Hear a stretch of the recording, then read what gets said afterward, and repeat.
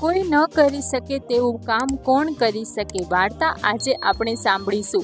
બાદશાહ કહે, હે બિરબલ, બીજા કોઈથી ન થાય તેવું કામ કોણ કરી શકે?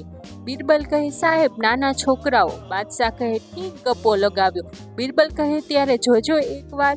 બાદશાહ કહે, ઠીક, ત્યારે। બાદશાહ તો બિરબલ સાથે થયેલી વાત ભૂલી ગયા, પણ બિરબલ થોડો ભૂલે। એક દિવસ બિરબલ તો શેરીમાં ગયો, જઈને કહે, એલા છોકરાઓ, અહીં આવો। ત્યાં તો બધા છોકરાઓનું ટોળું આવીને ઊભું રહી ગયું। એલા, એક કામ કરશો? છોકરાઓ કહે, હા હા, કહો ને, જે કહો તે કરીએ।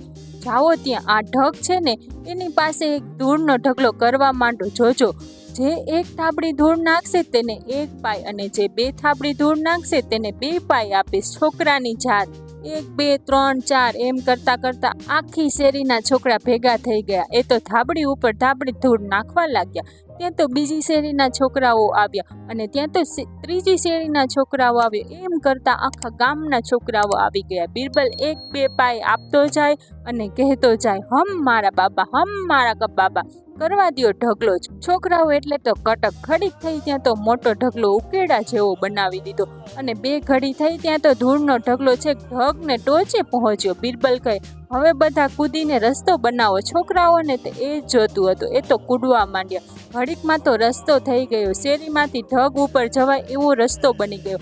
બિરબલ કહે, હવે બસ।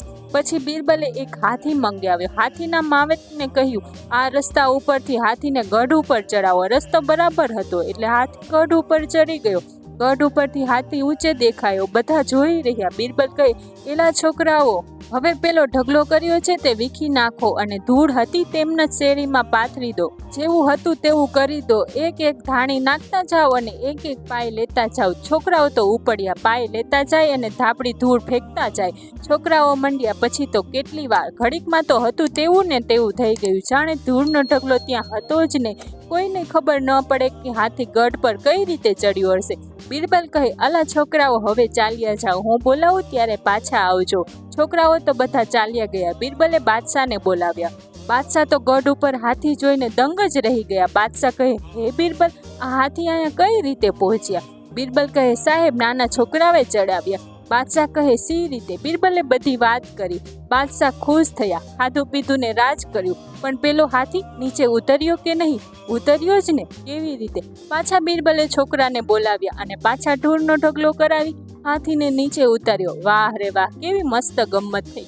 જો તમને પણ આ ગમ્મત ગમી હોય તો કોમેન્ટમાં જરૂરથી કહેજો, અને તથા મારા વિડીયોને લાઈક કરી મારી ચેનલને સબસ્ક્રાઈબ કરવી ભૂલતા નહીં। Thank you for your time.